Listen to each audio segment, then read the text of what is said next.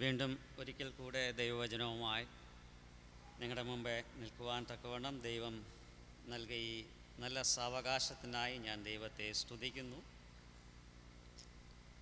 ആദ്യമായി ഈ സഭയോടും സഭാ ശുശ്രൂഷകനോടും കർത്താവായ യേശുക്രിസ്തുവിൻ്റെ നാമത്തിൽ എൻ്റെ സ്നേഹവന്ദനത്തെ അറിയിക്കുന്നു. ഈ ആണ്ടിൻ്റെ ആരംഭം മുതൽ ഈ അവസാന സമയം വരെയും ദൈവം നമ്മെ ഓരോരുത്തരെയും കാത്തു പരിപാലിച്ച വിധങ്ങൾക്കായി ഞാൻ ദൈവത്തെ സ്തുതിക്കുന്നു. ഇന്നത്തെ ചിന്തയ്ക്ക് ആസ്പദമായി ആധാരമായി യോഹന്നാൻ്റെ സുവിശേഷം അതിൻ്റെ 6-ാം അധ്യായം 30 മുതലുള്ള വാക്യങ്ങൾ നാം വായിക്കാം. യോഹന്നാൻ്റെ സുവിശേഷം 6-ാം അധ്യായം അതിൻ്റെ 30 മുതലുള്ള ഭാഗങ്ങൾ. അവർ അവനോട്, ഞങ്ങൾ കണ്ടു നിന്നെ വിശ്വസിക്കേണ്ടതിന് നീ എന്ത് അടയാളം ചെയ്യുന്നു പ്രവർത്തിക്കുന്നു?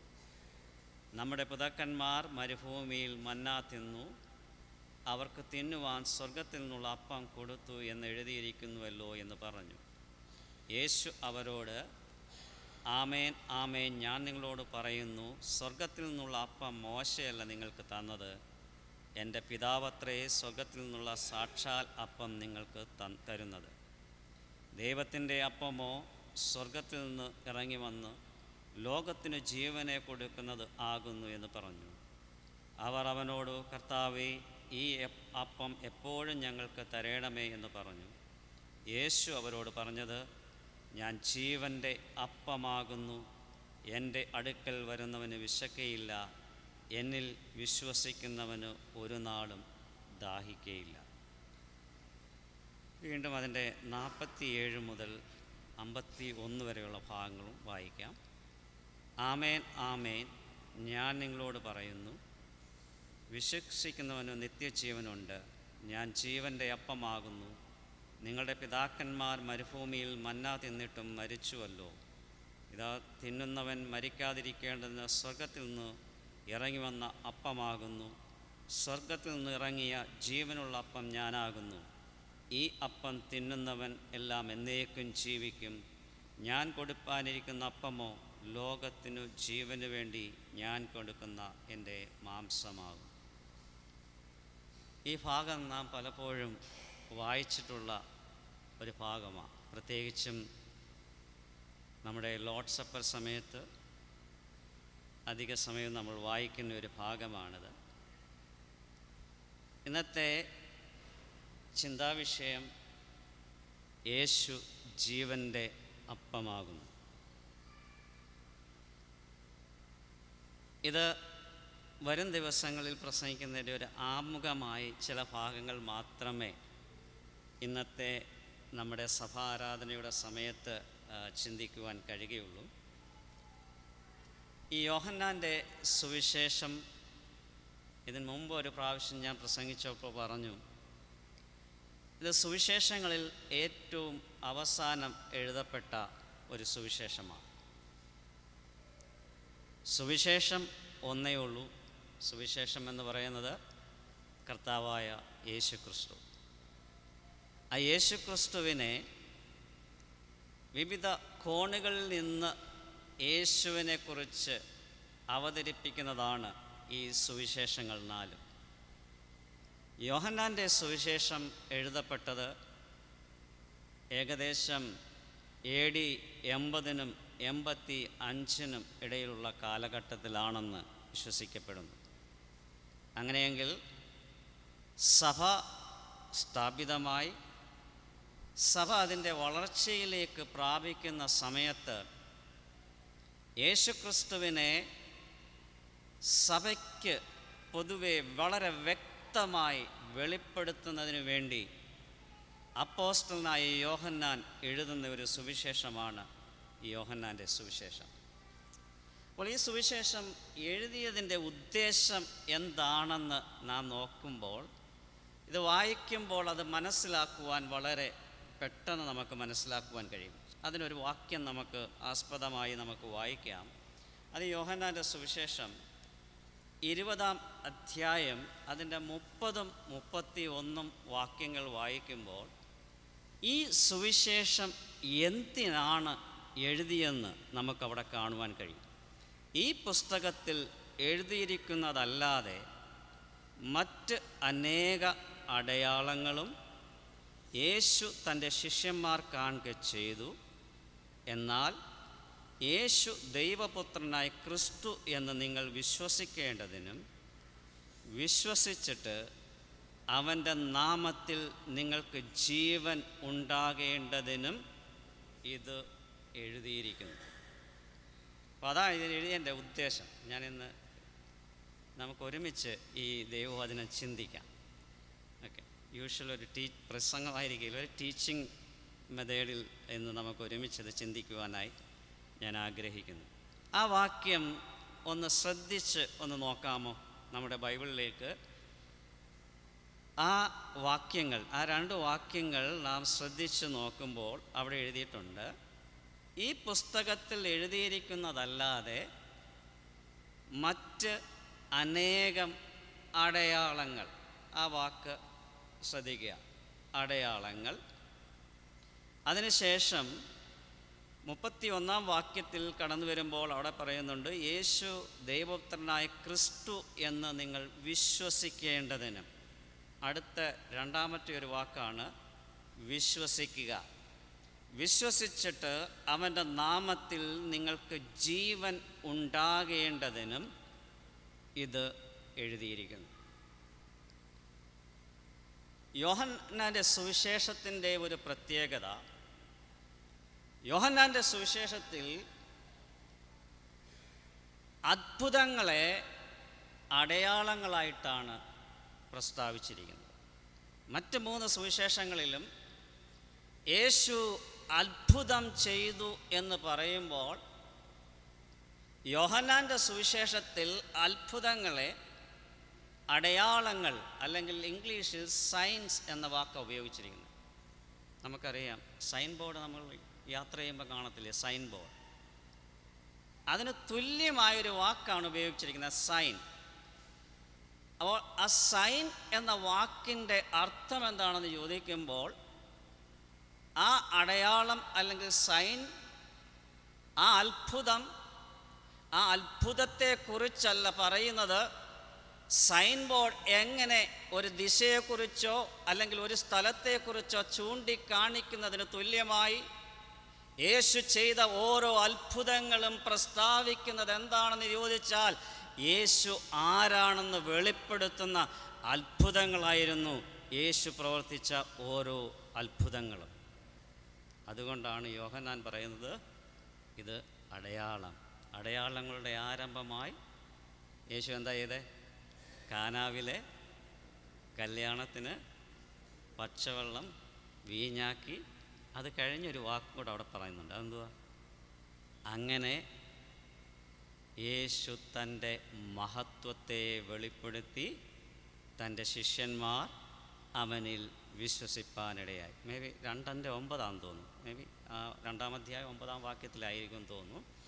അവിടെ പറയുന്നുണ്ട്, അടയാളങ്ങളുടെ ആരംഭമായി യേശുക്രിസ്തു കാനാവിലെ കല്യാണത്തിൽ പച്ചവെള്ളത്തെ വീഞ്ഞാക്കി. അതിൻ്റെ ഉദ്ദേശം എന്താണെന്ന് ചോദിച്ചാൽ, ആ വാക്യം കിട്ടിയോ? ഒന്ന് വായിച്ചേ.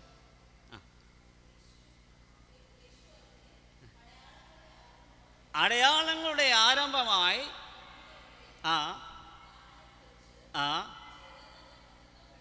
ചെയ്തു തൻ്റെ മഹത്വം വെളിപ്പെടുത്തി അവൻ്റെ ശിഷ്യന്മാർ അവനിൽ വിശ്വസിച്ചു. അപ്പോൾ യോഹന്നാൻ്റെ സുവിശേഷം നാം വായിക്കുമ്പോൾ പല ഭാഗത്തും കടന്നു വരുന്നൊരു വാക്കാണ് ആ വാക്ക് അടയാളം. ആ അടയാളം എന്ന വാക്ക് വായിക്കുമ്പോൾ വായനക്കാരായിരിക്കുന്ന നാം മനസ്സിലാക്കേണ്ടത് എന്താണെന്ന് ചോദിച്ചാൽ, യോഹന്നാൻ ആ വാക്കുകൊണ്ട് ഉദ്ദേശിക്കുന്നത് ആ അടയാളങ്ങൾ മുഖാന്തരം അടയാളങ്ങൾ പ്രവർത്തിച്ച യേശു ആരാണെന്ന് മനസ്സിലാക്കണം. അതെന്താണെന്ന് ചോദിച്ചാൽ, യേശു ദൈവത്തിൻ്റെ പുത്രനാകുന്ന ക്രിസ്തു ആണെന്ന് മനസ്സിലാക്കുക എന്നതാണ് ഉദ്ദേശം. ഹല്ലേലൂയ. രണ്ടാമത് നാം വായിച്ച ആ ഉദ്ദേശം എന്ന ആ വാക്യത്തിൽ, പ്രത്യേകിച്ച് 20-ന്റെ 30-31 വാക്യം വായിക്കുമ്പോൾ ആദ്യം നാം കണ്ട വാക്കേതാ? അടയാളം. രണ്ടാമത് വിശ്വാസം. ഈ സുവിശേഷം വായിക്കുമ്പോൾ എവിടെയെല്ലാം വിശ്വാസം എന്ന വാക്ക് ഉപയോഗിച്ചിട്ടുണ്ടോ അതിൻ്റെ അർത്ഥം എന്താണെന്ന് ചോദിച്ചാൽ അതൊരു കേവലം ബുദ്ധി കൊണ്ടുള്ള ഒരു അറിവല്ല. It's not a mental assent. പിന്നെയോ ആ അറിവ് അല്ലെങ്കിൽ വിശ്വാസം എന്ന് പറയുന്നത് യേശുക്രിസ്തുവിലുള്ള സമ്പൂർണമായ സമർപ്പണത്തോടെ യേശുക്രിസ്തുവിൽ വിശ്വസിക്കുക. ആ വിശ്വാസം എന്ന് പറയുന്നത് എ ഫുള്ളി ട്രസ്റ്റ്, പൂർണ്ണമായി യേശുക്രിസ്തുവിൽ വിശ്വസിച്ചുകൊണ്ട് യേശുവിനെ തൻ്റെ ജീവിതത്തിൻ്റെ ആധാരമായി സ്വീകരിക്കുന്നതിനെയാണ് ഈ സുവിശേഷത്തിൽ വിശ്വാസം എന്ന വാക്കുകൊണ്ട് അർത്ഥമാക്കുന്നത്. ഈ സുവിശേഷത്തിൽ ആ വാക്ക് 98 പ്രാവശ്യം ഉപയോഗിച്ചിട്ടുണ്ട്. ഞാൻ യോഹന്നാൻ്റെ സുവിശേഷം നല്ല മുന്തിരിവള്ളിയെക്കുറിച്ച് പ്രസംഗിച്ചപ്പോൾ ഞാൻ പറഞ്ഞു, ആ ഭാഗത്ത് ഏറ്റവും കൂടുതൽ ഏത് വാക്ക് ഉപയോഗിച്ചിട്ടുണ്ടോ ആ വാക്ക് മാത്രം ഒന്ന് റൗണ്ട് ചെയ്തിട്ട് ആ പാസേജ് വായിക്കുകയാണെങ്കിൽ നമുക്കറിയാം എന്താണ് ആ പാസേജിൽ പറഞ്ഞിരിക്കുന്നത്. ഈ സുവിശേഷത്തിൽ 98 പ്രാവശ്യം വിശ്വാസത്തെക്കുറിച്ച് പറയുന്നുണ്ട്. ആ വിശ്വാസം എന്താണെന്ന് ചോദിച്ചാൽ കേവലം ബുദ്ധിപരമായ ഒരു വിശ്വാസമല്ല, കേവലം യേശു ഉണ്ട് എന്ന് വിശ്വസിക്കുന്ന ഒരു വിശ്വാസമല്ല. പിന്നെയോ യേശു ദൈവത്തിൻ്റെ പുത്രനാണ് എന്ന് വിശ്വസിച്ചുകൊണ്ട് തൻ്റെ ജീവിതത്തെ പൂർണ്ണമായി ദൈവകരങ്ങളിൽ സമർപ്പിച്ചുകൊണ്ട് പൂർണ്ണമായി ദൈവത്തിൻ്റെ സന്നിധിയിൽ സമർപ്പിക്കുന്നതിനെയാണ് ഈ പുസ്തകത്തിൽ വിശ്വാസമായി കണക്കിടുന്നത്. അപ്പം നമ്മുടെ വിശ്വാസം എങ്ങനെയാണെന്നും കൂടെ നമ്മൾ ഈ ഭാഗങ്ങൾ ചിന്തിക്കുമ്പോൾ ഒന്ന് പരിശോധിക്കുന്നത് നന്നായിരിക്കും. മൂന്നാമതായി കാണുന്ന ഒരു വാക്കെന്താ? ആ പാസേജിൽ 20-ന്റെ 30-31 ഒന്ന് നാം കണ്ടു അടയാളം, 2 വിശ്വാസം, 3 ജീവൻ. യോഹന്നാന്റെ സുവിശേഷത്തിൽ ജീവൻ എന്ന വാക്കുകൊണ്ട് അർത്ഥമാക്കുന്നത്, എവിടെയെല്ലാം ജീവൻ എന്നുള്ള വാക്കുണ്ടോ അതിൻ്റെ അർത്ഥം നിത്യജീവൻ, സമൃദ്ധിയായ ജീവൻ. ചില കമൻറ്റേറ്റേഴ്സ് പറയുന്നത് എങ്ങനെയാ, ഒരു മനുഷ്യന് അല്ലെങ്കിൽ മനുകുലത്തിന് ഈ ലോകത്തിലായിരിക്കുമ്പോൾ അവൻ്റെ ജീവിതത്തിൽ പ്രാപിക്കുവാൻ കഴിയുന്ന ഏറ്റവും അത്യുത്തമമായ അനുഗ്രഹം എന്താണെന്ന് ചോദിച്ചാൽ ഈ ലോകത്തിലായിരിക്കുമ്പോൾ നിത്യജീവനെ പ്രാപിക്കുക എന്നുള്ളതാണ്. Hallelujah. The highest capacity that we have is to receive Jesus as our Lord and Savior and have this eternal life. അത് ശരിയല്ലേ?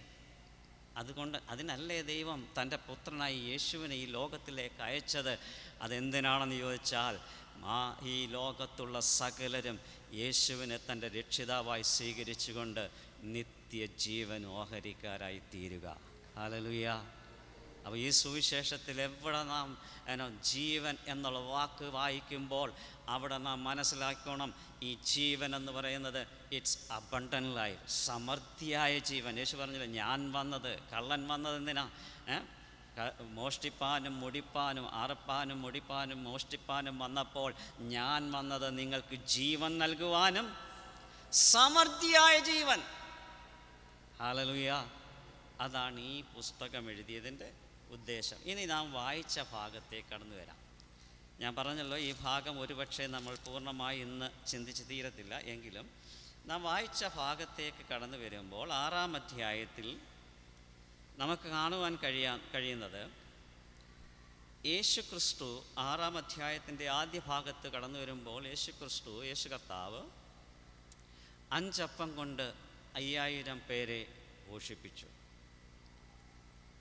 ഈ അത്ഭുതം കണ്ടപ്പോൾ യേശുവിനെ പിൻപറ്റുന്ന ആ പുരുഷാരം അവർ പറയുവാൻ തുടങ്ങി. 6-ാം അധ്യായം അതിൻ്റെ 14-ാം വാക്യം വായിക്കുമ്പോൾ അവിടെ പറയുന്നു, ഓക്കെ, ഈ അടയാളം കണ്ടിട്ട് അവർ പറഞ്ഞു, ലോകത്തിലേക്ക് വരുവാനുള്ള പ്രവാചകൻ ഇവനാകുന്നു സത്യം.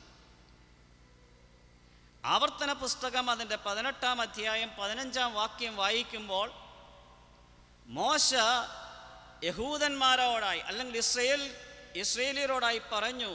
അവൻ്റെ വിടവാങ്ങൽ പ്രസംഗത്തിൻ്റെ ആ സമയത്തോടടുത്ത സമയത്ത് പറയുന്നുണ്ട്, ഞാൻ പോയാലും എന്നെപ്പോലെ ഒരു പ്രവാചകനെ ദൈവം പിന്നീട് നിങ്ങളുടെ മധ്യേ അയക്കുമെന്ന് പറഞ്ഞു. അപ്പോൾ യേശു 5 അപ്പം കൊണ്ട് 5000 പേരെ പോഷിപ്പിച്ചപ്പം അവർക്കൊരോർമ്മ വന്നു. പഴയ നിയമത്തിൽ മോശ മന്ന കൊണ്ട് അവരെ പോഷിപ്പിച്ചത് അവർക്ക് ഓർമ്മ വന്നിട്ട് പറയുകയാണ്, ആ ലോകത്തിലേക്ക് വരുവാനുള്ള പ്രവാചകൻ ഇവനാകുന്നു സത്യം. അപ്പം 6-ാം അധ്യായത്തിൻ്റെ ആദ്യ ഭാഗത്ത് നാം കാണുന്ന പശ്ചാത്തലം എന്താണെന്ന് ചോദിച്ചാൽ, യേശു 5 അപ്പം കൊണ്ട് 5000 പേരെ പോഷിപ്പിക്കുന്നു.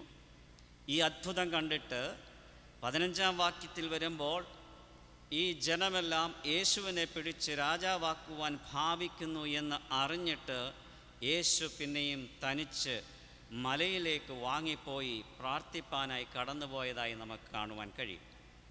അതിനുശേഷമുള്ള ഭാഗങ്ങൾ നാം നോക്കുമ്പോൾ ശിഷ്യന്മാർ തിരിച്ച് കഫർന്നഹൂമിലേക്ക് തിരിച്ച് പടകിൽ യാത്ര ചെയ്ത് രാത്രിയിൽ പോകുമ്പോൾ 4-ാം യാമത്തിൽ, ഇവിടെ നമുക്ക് 4-ാം യാമം കാണത്തില്ല, പക്ഷേ മത്തായിയുടെ സുവിശേഷം അതിൻ്റെ 14-ാം അധ്യായം 25-ാം വാക്യത്തിൽ വരുമ്പോൾ അവിടെ നമുക്ക് ഈ ശിഷ്യന്മാർ പടകിൽ കൂടെ ആ തിബരിയാസ് കടൽ താണ്ടി യാത്ര ചെയ്യുന്നതിനെക്കുറിച്ച് അവിടെയും പറയുന്നുണ്ട്. അപ്പോൾ അവർ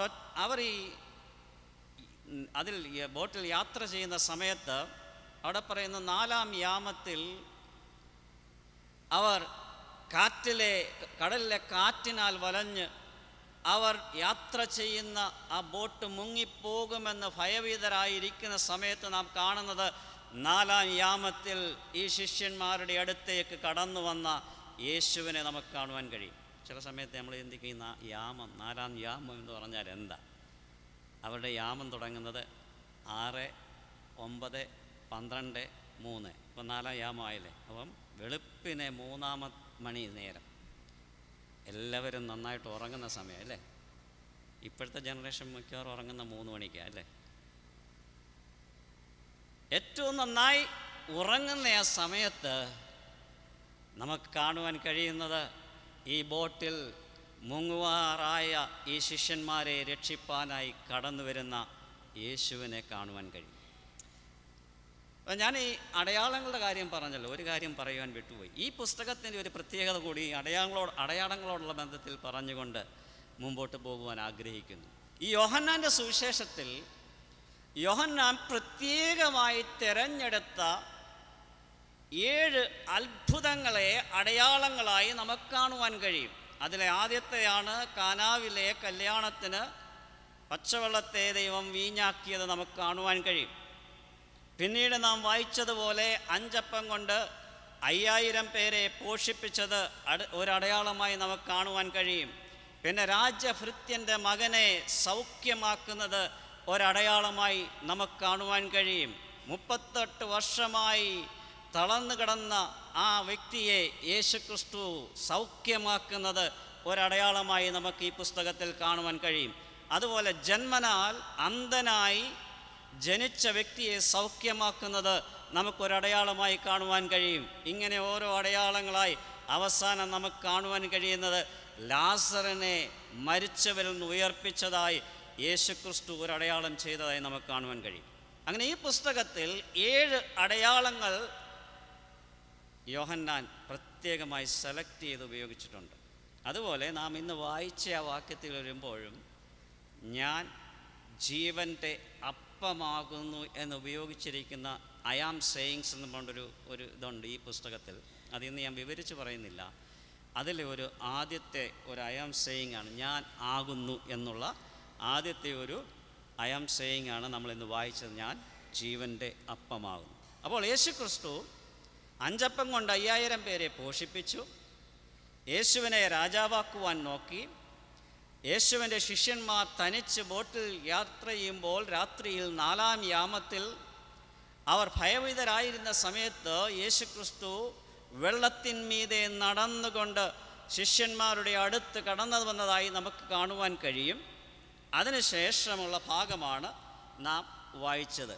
അവിടെ പിറ്റേന്നാൾ ഈ പുരുഷാരം യേശുവിനെ തിരഞ്ഞുകൊണ്ട് 25-ാം വാക്യത്തിൽ വരുമ്പോൾ നമുക്ക് കാണാൻ കഴിയും. 24-25 വാക്കിലേക്ക് വരുമ്പോൾ അവിടെ നമുക്ക് കാണാൻ കഴിയും, പിറ്റേന്നാൾ ഈ പുരുഷാരം യേശുവിനെ തിരഞ്ഞ് കഫർന്നഹൂമിലെത്തി. അവിടെ വെച്ച് അവർ ചോദിക്കുന്നുണ്ട്, റബ്ബി, നീ എപ്പോൾ ഇവിടെ വന്നു എന്ന് ചോദിച്ചു.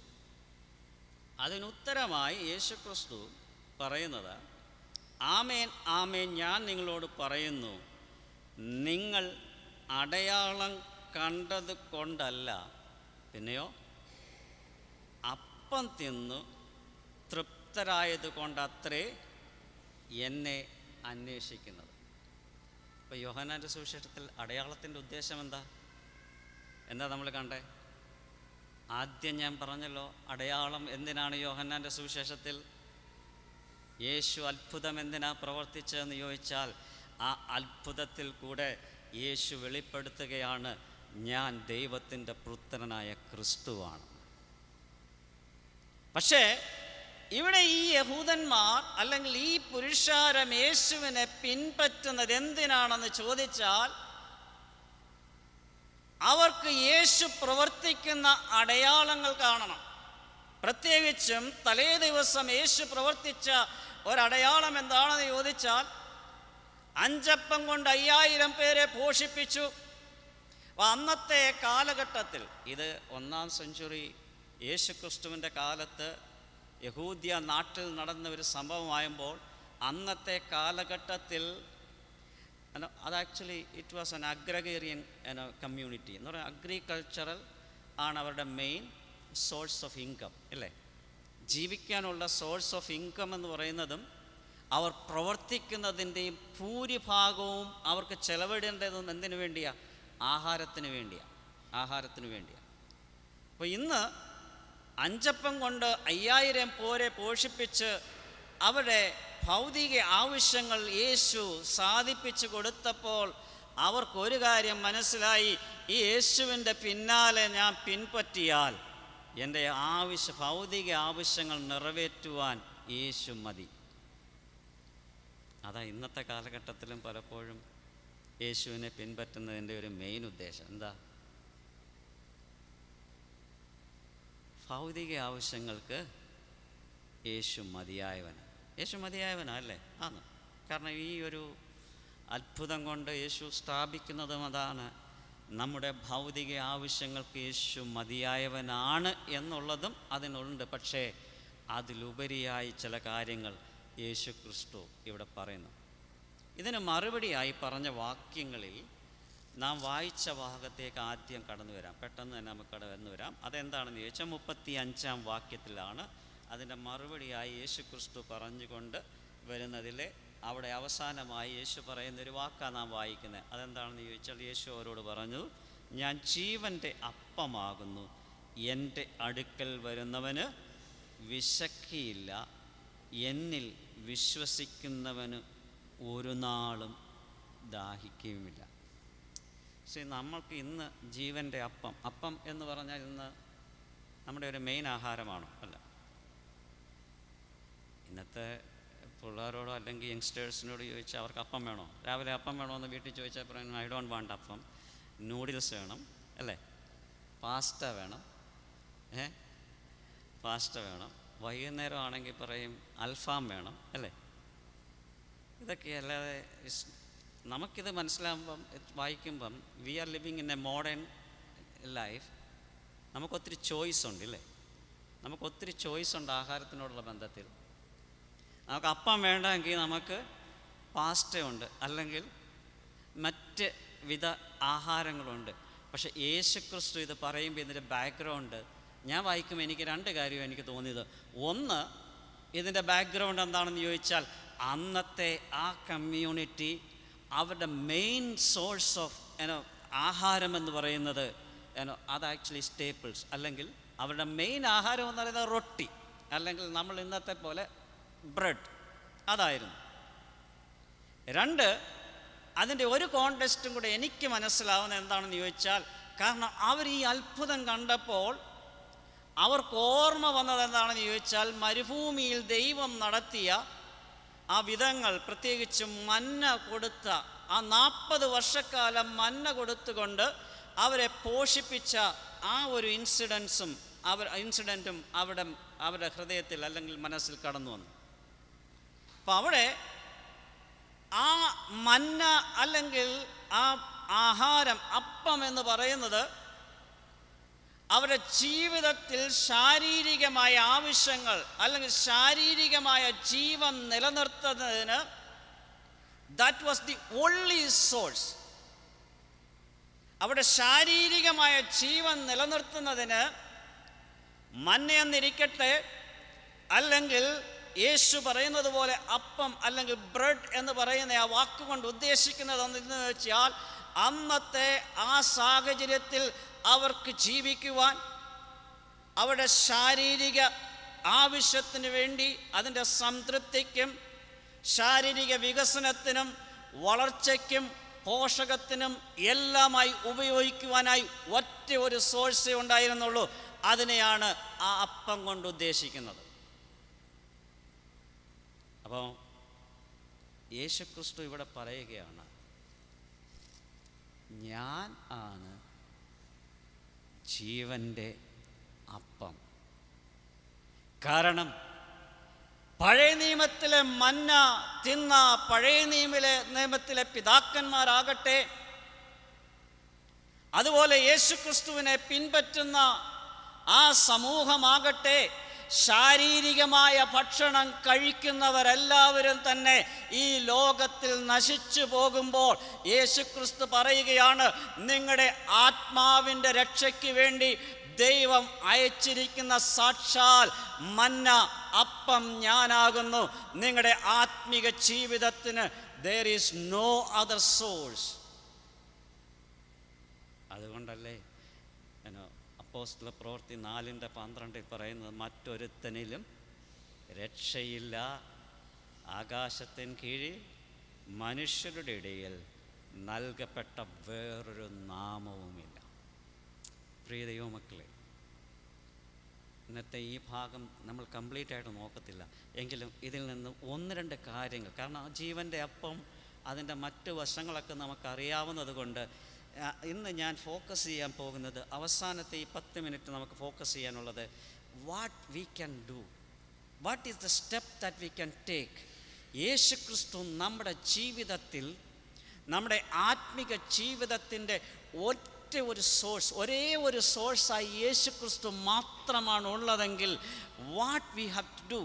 നമ്മുടെ ദൈനിക ജീവിതത്തിൽ യേശുവിനെ മന്ന പഴയ നിയമത്തിലെ പിതാക്കന്മാർ ഭക്ഷിച്ചതുപോലെ പുതിയ നിയമത്തിൽ നമ്മുടെ ആത്മിക ജീവിതത്തിന് യേശുവിനെ ഒരു ഭക്ഷണത്തിന് തുല്യമായി നാം എങ്ങനെ ഭക്ഷിക്കുവാൻ കഴിയുമെന്നുള്ളതിനെക്കുറിച്ചാണ് ഇന്ന് അവസാനമായി ചില വാക്കുകളിൽ കൂടെ ഞാൻ സംസാരിക്കുവാനായി ആഗ്രഹിക്കുന്നത്. കാരണം ഇവിടെ യേശുവിനെ ഭക്ഷിക്കുക അല്ലെങ്കിൽ മന്ന ഭക്ഷിക്കുക ഇങ്ങനെ പറഞ്ഞ് താരതമ്യപ്പെടുത്തി പറയുന്നത് കൊണ്ടാണ് യേശുവിനെ ഭക്ഷിക്കുക എന്നുള്ള ആ വാക്ക് ഉപയോഗിച്ചിരിക്കുന്നത്. അല്ലെങ്കിൽ അതിൻ്റെ അർത്ഥം എന്താണെന്ന് ചോദിച്ചാൽ, യേശുവിൽ വിശ്വസിച്ചുകൊണ്ട് യേശുവിനെ നമ്മുടെ ആത്മീയ ജീവിതത്തിൻ്റെ ആധാരമാക്കിക്കൊണ്ട് യേശു മാത്രമാണ് നമ്മുടെ ആത്മീക ജീവിതത്തിന് ആവശ്യമായത്. യേശുവിൽ കൂടെ മാത്രമേ നമ്മുടെ ആത്മീയ ജീവിതം നിലനിർത്തുവാൻ കഴിയുകയുള്ളൂ എന്നുള്ളതാണ് ആ വാക്കുകൊണ്ട് ഇവിടെ അർത്ഥമാക്കുന്നത്. അതുകൊണ്ട് നമുക്ക് പെട്ടെന്ന് ചില കാര്യങ്ങൾ നോക്കാം. Practically what I have to do. ഈ യേശു ജീവൻ്റെ അപ്പമായിരിക്കുന്നത് കൊണ്ട് എൻ്റെ ആത്മീക ജീവിതം നിലനിർത്തുന്നതിന് വേണ്ടി, ആ നിത്യജീവൻ ഞാൻ പ്രാപിക്കുവാൻ എൻ്റെ ജീവിതത്തിൽ ഞാൻ എന്തു ചെയ്യണം? മരുഭൂമിയിൽ 40 വർഷക്കാലം പഴയ നിയമ വിശ്വാസികൾ ഓരോ ദിവസവും മന്ന ഭക്ഷിച്ചതുപോലെ ഈ പുതിയ നിയമത്തിലായിരിക്കുന്ന ഞാൻ ഓരോ ദിവസവും എങ്ങനെ ഈ ആത്മിക മന്ന ഭക്ഷിക്കുവാൻ കഴിയും? അതിൻ മൂലം ഞാൻ അല്ലെങ്കിൽ നാം ഓരോരുത്തരും എങ്ങനെ ജീവിക്കുവാൻ കഴിയും എന്നുള്ളതിനെക്കുറിച്ച് ചില വാക്കുകൾ പെട്ടെന്ന് നോക്കാം. 6-ാം അധ്യായത്തിൻ്റെ 27-ാം വാക്യം നമുക്ക് നോക്കാം. 6:27 എന്താ യേശുക്രിസ്തു പറയുന്നത്? നശിച്ചു പോകുന്ന ആഹാരത്തിനായിട്ടല്ല, നിത്യജീവങ്കിലേക്ക് നിലനിൽക്കുന്ന ആഹാരത്തിന് താൻ ആയിട്ട് തന്നെ പ്രവർത്തിപ്പീൻ. ഫസ്റ്റ് സ്റ്റെപ്പ്, ആദ്യത്തെ ഒരു തീരുമാനം നാം എടുക്കേണ്ടതെന്ന് ചോദിച്ചാൽ, നശിച്ചു പോകുന്ന ആഹാരത്തിനായിട്ടല്ല. പിന്നെയോ എന്താണ് ഇവിടെ അർത്ഥമാക്കുന്നത്? ഇവിടെ അർത്ഥമാക്കുന്നത് നമ്മുടെ ജീവിതത്തിൻ്റെ ഫോക്കസ് എവിടെയാണ്? Focus is it only for our physical life? നമ്മുടെ ശാരീരിക ആവശ്യങ്ങൾ അല്ലെങ്കിൽ ശാരീരിക ആ ജീവന് വേണ്ടി മാത്രം നാം നമ്മുടെ ജീവിതത്തിൻ്റെ ഫോക്കസ് വെച്ചിരിക്കുകയാണോ?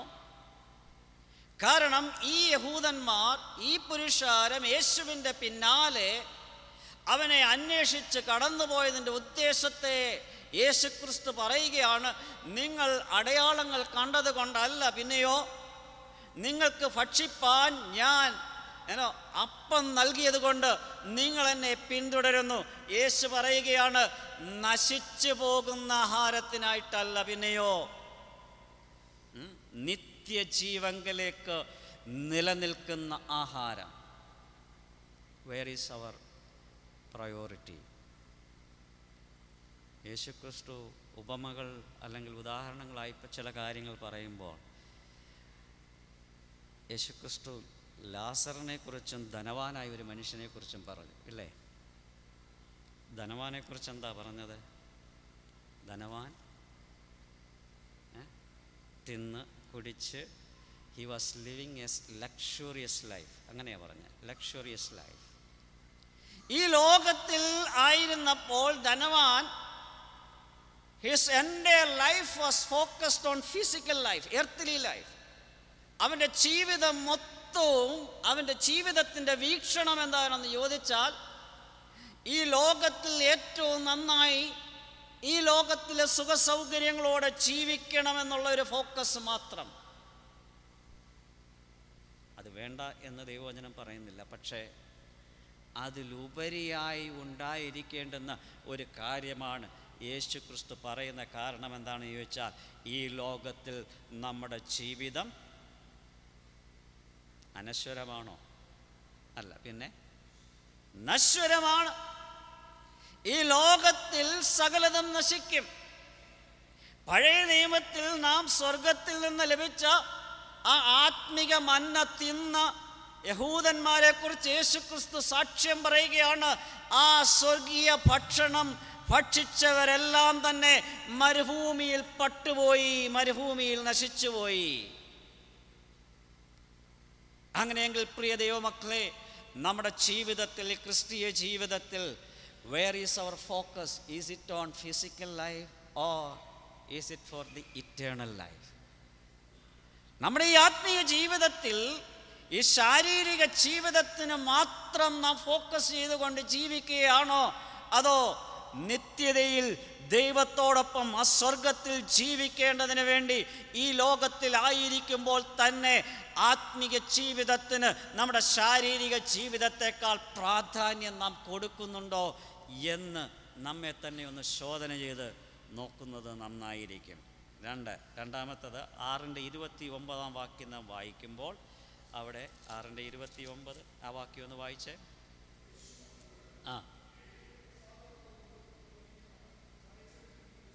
രണ്ട്, ദൈവത്തിന് പ്രസാദമുള്ള പ്രവൃത്തികൾ ചെയ്യുക. രണ്ടാമത് നാം ചെയ്യേണ്ടത് എന്താ? ദൈവത്തിന് പ്രസാദമുള്ള പ്രവൃത്തി. ഇവിടെ പ്രവൃത്തി കൊണ്ട് ദൈവം ഉദ്ദേശിക്കുന്ന, യേശു കർത്താവ് ഉദ്ദേശിക്കുന്നത് എന്താണെന്ന് ചോദിച്ചാൽ, നമ്മുടെ ആ വിശ്വാസത്തെക്കുറിച്ച് തന്നെ പറയുന്നത്.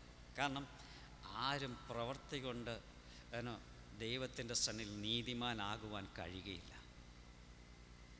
പ്രവൃത്തി കൊണ്ട് ദൈവത്തെ പ്രസാദിപ്പിക്കുവാൻ ആർക്കും കഴിയുകയില്ല. യേശുക്രിസ്തുവിൻ്റെ കാലഘട്ടത്തിൽ പരീശന്മാർക്ക് സംഭവിച്ചതാ. പരീശന്മാർ ചിന്തിച്ചത് എന്താണെന്ന് ചോദിച്ചാൽ, അവരുടെ പ്രവൃത്തി കൊണ്ട് യേശുവിനെ അല്ലെങ്കിൽ ദൈവത്തെ പ്രസാദിപ്പിക്കുവാൻ കഴിയുമെന്ന് അവർ ചിന്തിച്ചു. അതുകൊണ്ട് അവരെന്താ ചെയ്തേ?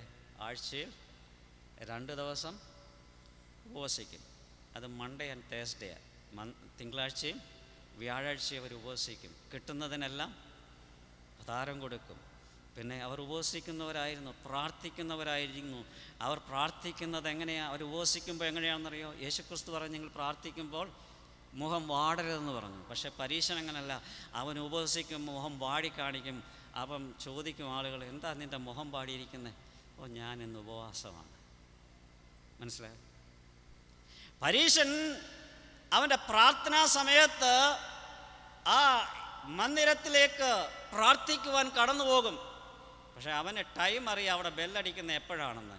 അവൻ അതനുസരിച്ച് കയറും. ഇവിടുന്ന് വീട്ടിൽ നിന്ന് യാത്ര തിരിക്കും. അങ്ങനെ ആ മന്ദിരത്തിൻ്റെ ഓരോ സ്റ്റെപ്പ് കയറി ഏറ്റവും മേളിലത്തെ സ്റ്റെപ്പ് എത്താറാവുമ്പോഴത്തേക്കിന് മണി മുഴങ്ങും.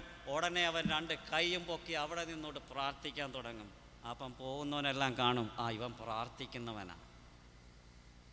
പരീശൻ്റെ കുഴപ്പം അതാണ്. പരീശൻ ആക്ച്വലി നല്ലതാണ്. അവരുടെ തുടക്കം നല്ലതായിരുന്നു. അവർ തുടങ്ങിയത് ഈ പരീശ മതം തുടങ്ങി, അല്ലെങ്കിൽ ആ വ്യവസ്ഥ അത് തുടങ്ങിയത് എന്തിനാണെന്ന് ചോദിച്ചാൽ, യഹൂദന്മാർ അവരുടെ നിയമം വിട്ട് മാറി നടന്നൊരു കാലത്ത് ദൈവത്തിൻ്റെ നിയമം പാലിക്കുവാനായി തുടങ്ങിയൊരു ഗ്രൂപ്പായിരുന്നു പരീശന്മാർ. പക്ഷേ യേശുവിൻ്റെ കാലഘട്ടമായപ്പോൾ യേശു അവരെ ഏറ്റവും കൂടുതൽ കുറ്റം വിധിച്ച ആരെയാണെന്നറിയോ? ഈ പരീശന്മാരെ. വെള്ള തേച്ച ശവക്കല്ലറകളെ. അങ്ങനെ ഒത്തിരി പറയാൻ കാരണം എന്താണെന്ന് വെച്ചാൽ, ഈ ആത്മീകത ഒരു ചടങ്ങായി മാറിയത് കൊണ്ട്. വേഗം നമ്മൾ വായിച്ച ഭാഗത്തേക്ക് കടന്നു വരാം. അവിടെ എന്താ പറയുന്നത്? ദൈവത്തിന് പ്രസാദമുള്ള പ്രവൃത്തി എന്താണെന്ന് ചോദിച്ചാൽ അതെന്താണ്? ദൈവത്തെ അയച്ചവനിൽ വിശ്വസിക്കുക, യേശുവിൽ വിശ്വസിച്ചുകൊണ്ട്. നമ്മുടെ വിശ്വാസം എങ്ങനെയാണ്? നമ്മുടെ വിശ്വാസത്തിൽ ഒരു വളർച്ചയുണ്ടോ? അതോ നമ്മൾ എല്ലാ ആഴ്ചയിലും ദൈവവചനം കേൾക്കുവാൻ, ആരാധിപ്പാൻ നാം കടന്നു വരുന്നു? നാം രക്ഷിക്കപ്പെട്ട അന്ന് മുതൽ ഇന്ന് വരെയുള്ള നമ്മുടെ ജീവിതം ഒന്ന് എടുത്തു നോക്കിയാൽ നമ്മൾ വിശ്വാസത്തിൽ വളരുന്നവരായോ, അതോ വിശ്വാസത്തിൽ പലപ്പോഴും നാം തളർന്നു പോയിട്ട് തണുത്തിട്ട് തളർന്നു പോയവരായി പലപ്പോഴും ഈ വിശ്വാസ ജീവിതത്തിൽ നാം പിറുപിറുക്കുന്നവരായി മാറിയിട്ടില്ലേ? ഇല്ലേ? പിറുപിറുക്കുന്നവരാ.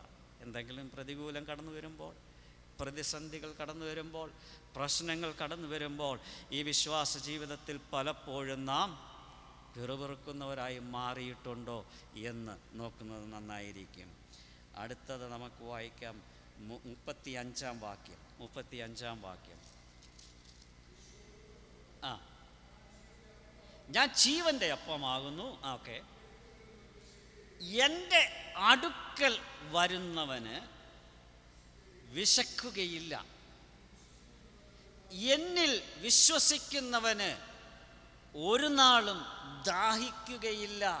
അതിനർത്ഥം എന്താണെന്നറിയാമോ? പ്രിയ ദൈവമക്കളെ, നമ്മുടെ ഈ ആത്മീക ജീവിതത്തിന് അതിനാവശ്യമായിരിക്കുന്ന അൾട്ടിമേറ്റ് റിസോഴ്സ് എന്ന് പറയുന്നത്, നമ്മുടെ ആത്മീയ ജീവിതത്തിന് ആവശ്യമാകുന്ന സകലതും യേശുക്രിസ്തുവിൽ മാത്രമേ ഉള്ളൂ.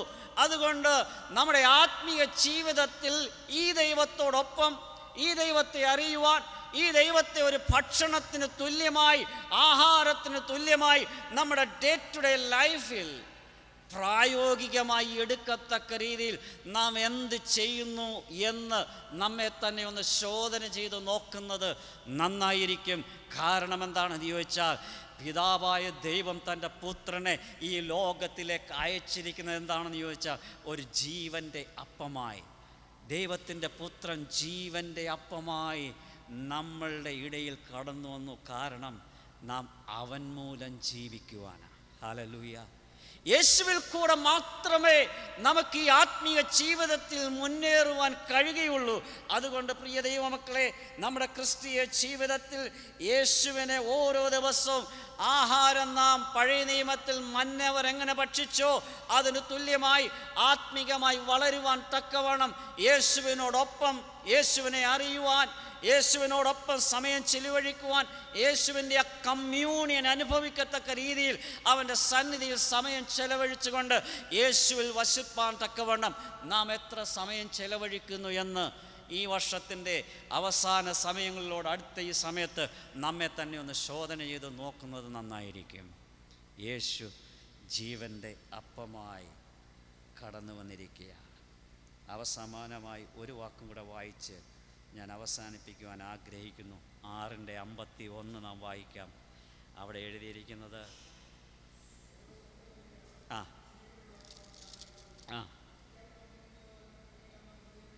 ഈ അപ്പം തിന്നുന്നവൻ എന്നേക്കും ജീവിക്കും. ഞാനൊരൊറ്റ ക്വസ്റ്റ്യൻ ചോദിച്ചുകൊണ്ട് അവസാനിപ്പിക്കുവാൻ ആഗ്രഹിക്കുന്നു. ഇവിടെ പറയുന്ന ആ വാക്യം എങ്ങനെ വായിച്ചു? ഒന്നുകൂടെ വായിച്ചേ. ഈ അപ്പം തിന്നുന്നവൻ എന്നേക്കും ജീവിക്കും. ക്വസ്റ്റ്യൻ, വാസ്തവമായി നമ്മുടെ ഒരു ദിവസത്തെ സമയത്ത് എത്ര സമയം യേശുവിനെ ഒരു മന്നയായി കൽപ്പിക്കാമെങ്കിൽ അത് ഭക്ഷിക്കുവാൻ, ഫീഡിങ് ഓൺ ജീസസ്. യേശു ഒരു മന്ന, പഴയ നിയമത്തിലെ വിശ്വാസികൾക്ക് ഓരോ ദിവസവും മന്നയെ ദൈവം കൊടുത്തു. അന്നത്തെ ദിവസത്തേക്ക് ആ മന്ന ഭക്ഷിച്ചുകൊണ്ടാണ് ജീവിക്കേണ്ടത്. അതിന് തുല്യമായി നാം പുതിയ നിയമത്തിൽ യേശു ജീവൻ്റെ അപ്പമാകുന്നു എങ്കിൽ ഈ യേശുവിനെ ഒരാഹാരത്തിന് തുല്യമായി ഭക്ഷിപ്പാൻ, സമയം ചെലവഴിപ്പാൻ, യേശുവിനോടുള്ള ആ യൂണിയനിൽ അവനിൽ വസിച്ചുകൊണ്ട് ജീവിപ്പാൻ എത്ര സമയം നാം ചെലവഴിക്കുന്നുണ്ട്? നമ്മുടെ കണ്ണുകൾ അടയ്ക്കാം. സെക്കൻഡ് ക്വസ്റ്റ്യൻ, ഈ ദൈവവചനത്തിൽ കൂടെ മാത്രമേ നമുക്ക് ദൈവത്തെ കൂടുതലായി അറിയുവാൻ കഴിയുകയുള്ളൂ. യഥാർത്ഥമായി നമ്മുടെ ജീവിതത്തിൽ ഈ ദൈവവചനം വായിക്കുവാൻ, മെഡിറ്റേറ്റ് ചെയ്യുവാൻ, ധ്യാനിക്കുവാൻ